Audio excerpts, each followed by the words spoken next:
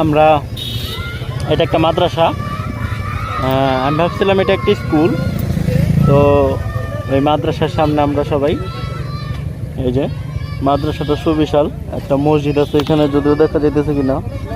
এটা একটা মসজিদ, মাদ্রাসার ভবন,